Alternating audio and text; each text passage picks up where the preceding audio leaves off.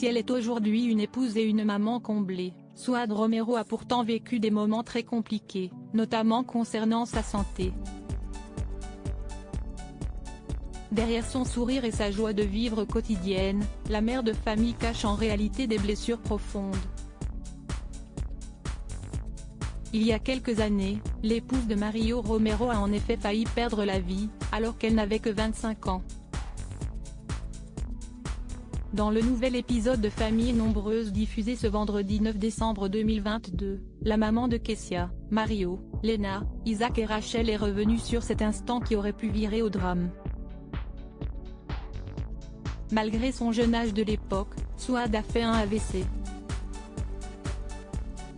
Un incident qui lui a appris à voir continuellement la vie du bon côté. On est une famille dynamique, énergique, pleine de vie, positive. On ne se prend pas la tête parce qu'à n'importe quel moment de ta vie tout peut basculer du jour au lendemain. Il y a 13 ans, j'ai fait un AVC. Si est arrivé 6 mois après la naissance de Mario, a-t-elle dévoilé avec émotion. J'ai gardé des séquelles pendant 1 an dans son malheur. La jeune mère de famille a eu la chance d'être transportée rapidement à l'hôpital. Néanmoins, elle a gardé de lourdes séquelles pendant une longue période. J'ai commencé à parler, mais je n'y arrivais pas. J'ai gardé des séquelles pendant 1 an. J'ai perdu la parole et j'étais paralysée du côté droit. Ma langue était lourde et pour parler c'était très compliqué.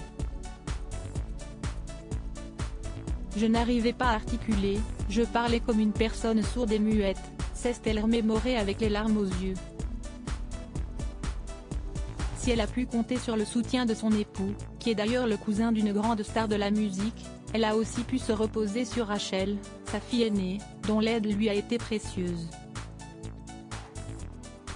J'avais 8 ans quand ma mère a fait l'AVC. Voir sa maman malade, paralysée, si est sûr que ce n'est pas joyeux. J'ai dû m'occuper de mes frères et sœurs très tôt.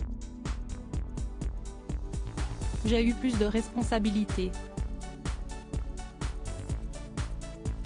Mais on peut dire que ma mère si est une guerrière, une battante, a-t-elle lâché face à la caméra. Une entraide qui fait plaisir à voir.